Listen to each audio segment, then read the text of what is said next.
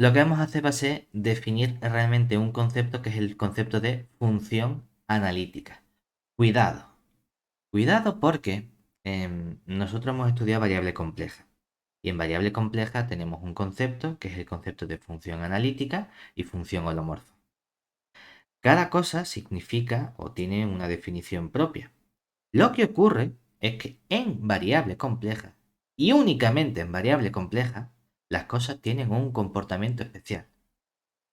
Por ejemplo, nosotros a una función de variable compleja que es holomorfa en todo el plano complejo le ponemos un nombre especial. La llamamos entera. Entero. Ujú. Que una función de variable compleja sea analítica en un punto es que en un determinado entorno de ese punto admite una serie de potencias que coincide con tu función en ese entorno. ¿Qué ocurre? Que la variable compleja tiene un... No es un problema, sino tiene un comportamiento distinto al que tienen las funciones reales. Y es que lo que ocurre en pequeños conjuntos ocurre en todos lados. Si tu función es constante y es derivable en un cierto abierto, entonces lo es en todo el plano. Eso nos lleva a que los conceptos de si mi función de variable compleja admite esa representación como serie de potencia, entonces tiene que existir una derivada. El problema es que si la función es derivable, entonces existen todas las posibles derivadas. Por lo tanto, esa representación es válida no todo en ese entorno, sino en todo el plano complejo. Por eso decimos que los conceptos de analítica y holomorfa o entera, posteriormente, en funciones variable compleja, significan lo mismo. Son equivalentes. En funciones de varias variables reales, analítica y entera son cosas distintas de lo que significan en variable compleja. Y hay que tener cuidado porque aquí estamos trabajando con funciones en Rn. Y si leemos analítica, va a tener un comportamiento, pero si luego leemos entera, no podemos pensar en el comportamiento de, eso es que sea derivable en todo. No, porque aunque se utilice la misma palabra entera, significa una cosa entera para funciones complejas y otra cosa distinta para funciones reales. ¿De acuerdo? Entonces vamos a poner brevemente esos dos conceptos. El libro solo define lo que es analítica, vamos a hacer también lo que es entera. ¿De acuerdo? Es decir, dada una función f de varias variables, es decir, definiendo abierto en un conjunto omega de Rn mayúscula en R con un cierto punto, o bueno, con omega contenido en Rn mayúscula abierto y un punto C que se dé la forma C sub 1 hasta C sub n perteneciente al omega, diremos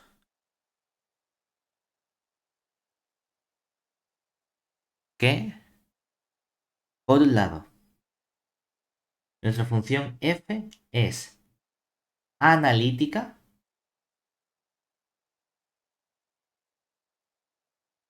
en ese punto C y existe, vamos a llamarlo U, contenido en omega, o bueno, realmente no hace falta ni que esté contenido, está contenido en omega porque es donde tiene que estar definida omega, ¿no? Pero bueno, U contenido en omega que sea en torno de C, tal que F admite un desarrollo de potencias, bueno, en serie, en serie de potencias que sea absolutamente convergente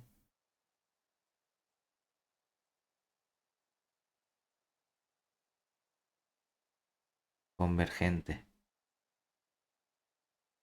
en U a la función f.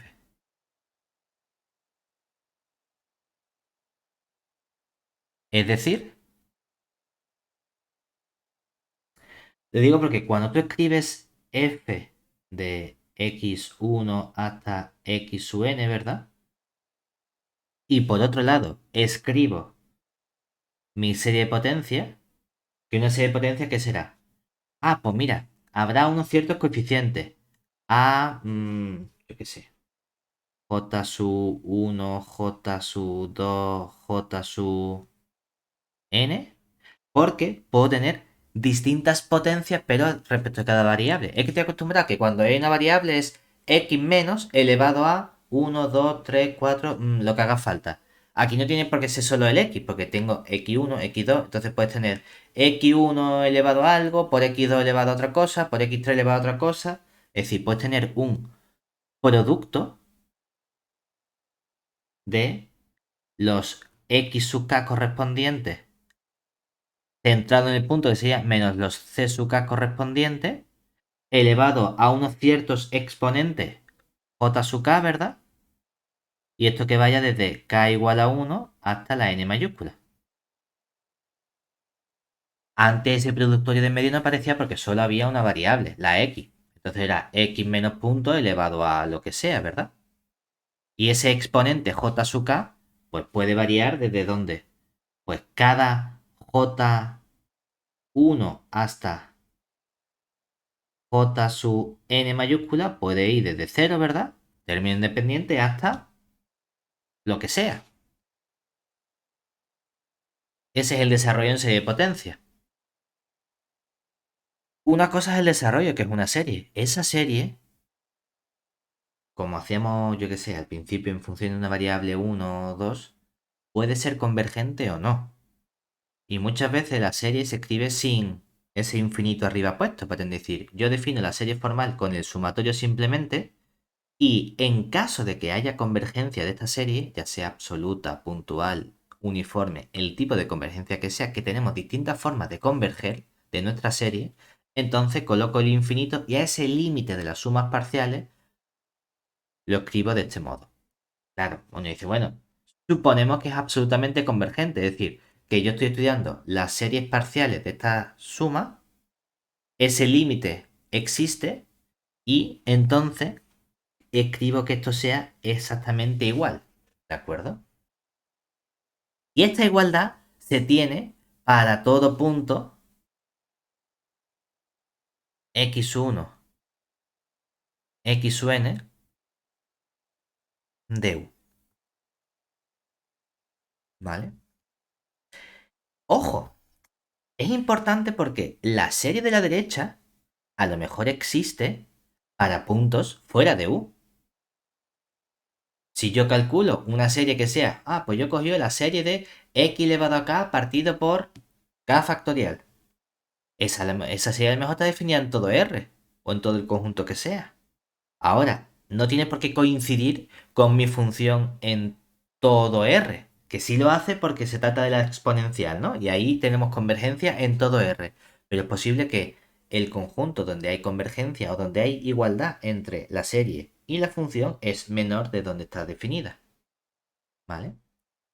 Eso simplemente que que la función sea analítica. Tu función está definida en todo omega. Genial. Encuentras un entorno de tu punto donde hay una serie que coincida con la función en ese entorno, en ese trocito chiquitito que has cogido. Claro, el comportamiento ideal maravilloso sería hacerlo en todo Rn, ¿verdad? En el caso particular de que esto ocurra para todo Rn, diremos que mi función es entera. Es decir, f es entera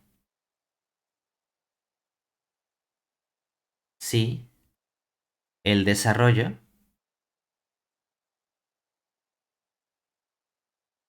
es válido en todo Rn. Claro, eso te fuerza para empezar que el omega tiene que coincidir con Rn. Si el omega donde está definida tu función es menor que Rn, pues no tiene sentido hablar de entera, porque tu función no está definida en todo Rn.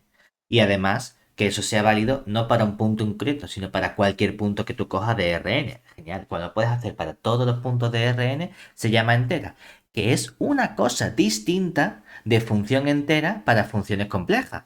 Pero se utiliza la misma palabra. Cuidado. ¿Vale? Porque aquí estamos trabajando en variable real. Y en variable real, entera y analítica significan desarrollo de potencia o bien en un trocito chico o bien en todo el conjunto en el que estés trabajando. En variable compleja, analítica significa desarrollo de potencia en un conjunto y entera significa derivable en todo el conjunto, en todo el plano complejo. Pero no es lo mismo que entera en Rn. ¿Vale?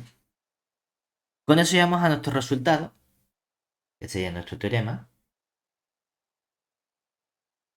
que nos permite estudiar el comportamiento cuando tenemos funciones analíticas. De Cauchy-Kovalevsky. Estos nombres muchas veces los vas a ver escritos de 10 millones de formas distintas, porque suelen ser nombres rusos y tienen otra tipografía distinta a la que estamos habituados. Entonces, como es más fonética, pues depende de cómo hayan decidido traducirlo. Aquí, lo que hacemos nosotros es, venga, pues vamos a coger nuestro omega contenido en Rn, un abierto, y consideremos,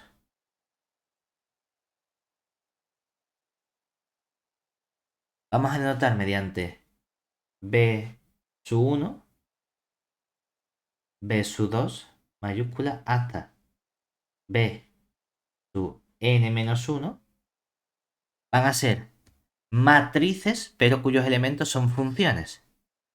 Que le podemos notar a lo mejor como, pues mira, matrices que van de m por m, pero claro, lo que hay dentro de las matrices que son funciones que están definidas en un cierto conjunto. En lugar de poner en R, si yo pusiese aquí simplemente R, ¿verdad? ¿Eso qué significaría? Que son matrices cuadradas, ¿verdad? Donde todos los elementos son elementos reales, ¿verdad? Números reales. Bueno, ¿cómo podría poner el conjunto de las aplicaciones? Porque son realmente simplemente aplicaciones que si quieres utilizar la notación de función así f caligráfica que va de Rn por Rm a R, ¿verdad? Es decir, cojo funciones que empiezan, tienen n más m variable y me dan un número real, que van a ser funciones de qué tipo. O bueno, estos son matrices de coeficientes, y sus elementos son los coeficientes o funciones, que vamos a pedir que sean analíticas, o analíticos, ¿no? Porque son coeficientes, que estén definidos en un cierto entorno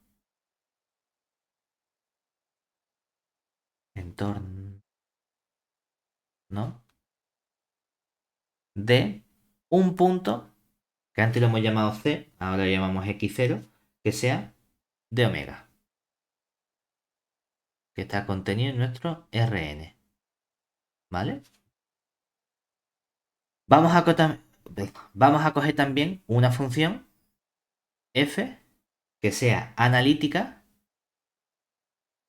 función que vaya de nuestro omega contenido en Rn a R, función analítica. ¿Vale? Y una función vectorial u que va a ser en este caso u sub 1, u sub 2 hasta u sub m. ¿Vale? Si tengo un buen comportamiento de estas funciones, lo que yo quiero resolver normalmente son EDPs. Entonces, o EDPs o problemas con EDP y condiciones adicionales. Entonces, podemos encontrar un entorno, es decir, entonces existe u que sea en torno del punto x0, tal que si yo cojo la e de p dada por, coge tu función u, derivas respecto de la x su n mayúscula, todo eso lo vas a igualar a sumatorio desde i igual a 1 hasta n menos 1, vas a multiplicar cada vez su i, que son cada una de estas matrices, ¿verdad? Evaluadas en el x y en el u.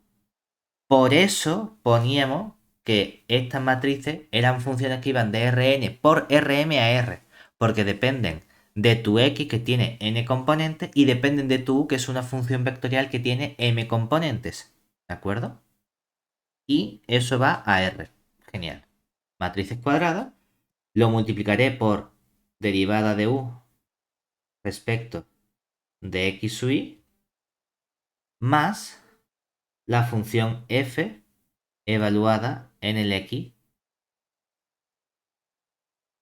en el,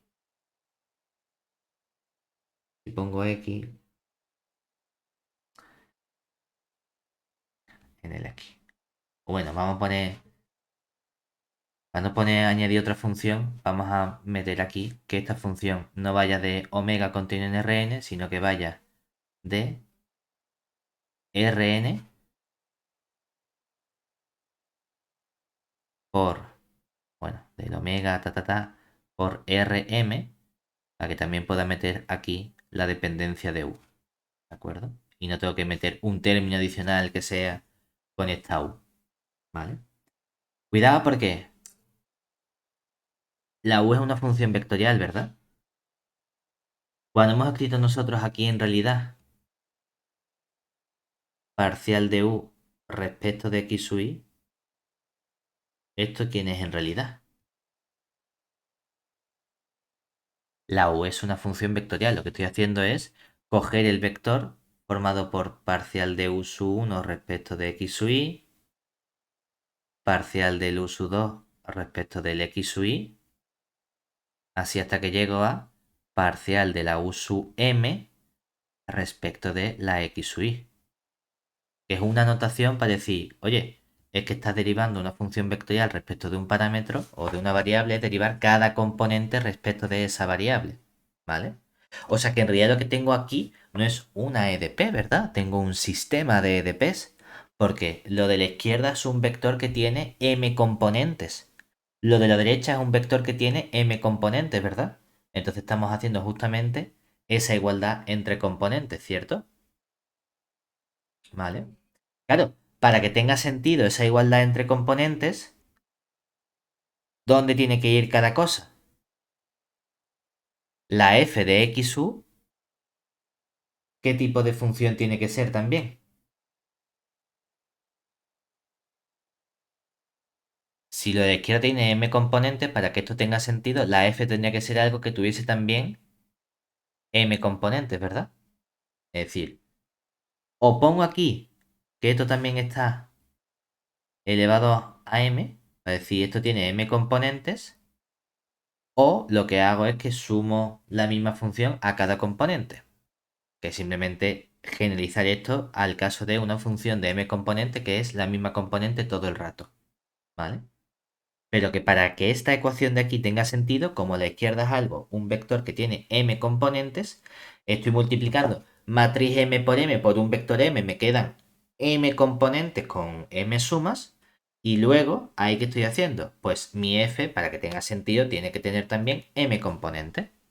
O sea que es también una función vectorial. Genial. Puedes añadir una condición adicional que sería u evaluada en un punto x1, x2, todo lo que sea, excepto vamos a ponerle o imponer, por ejemplo, que la última sea 0. Y aquí por igualar, podríamos igualar a una función conocida a algo. Vamos a igualar a una función sencilla que sería constante 0. ¿Vale? Este problema que ocurre aquí, yo lo que quiero averiguar es si tiene solución o no. Pues bajo estas condiciones de analiticidad de todos los coeficientes y funciones con las que estoy trabajando, este problema, este sistema de PED, tiene una única solución, que además esa solución es analítica también. ¿De acuerdo? Es decir, que lo guay del teorema de Cauchy-Kovalevsky no es como tal que tu EDP o tu sistema de EDP tenga solución. Eso lo puedes estudiar de forma más o menos sencilla. Viendo, bueno, pues si tengo EDP lineales, no lineales, etc. Lo interesante, de hecho aquí nosotros lo que vemos es que este sistema, qué tipo de EDPs verifica, si tiene unos coeficientes, todos son derivadas de primer orden, o sea que sería un sistema de EDPs de primer orden, porque solo aparecen derivadas parciales de orden 1, donde los coeficientes que multiplican a cada derivada parcial son coeficientes de esa b sub i que dependen de x y de u, y como dependen de x y de u, se trata de EDPs cuasi lineales, ¿verdad? Ah, pues antes hemos visto cómo estudiamos esa solución de un EDP cuasi lineal de primer orden, ¿verdad? Con ese método de las características. Genial. No, lo que me está diciendo es que la solución U, que seguro que vas a poder encontrar, tiene un muy buen comportamiento porque es una función analítica, es decir, vas a poder expresar esa función U también como un desarrollo en serie de potencia. Que más adelante veremos porque esta asignatura se llama Análisis de Fourier y EDP.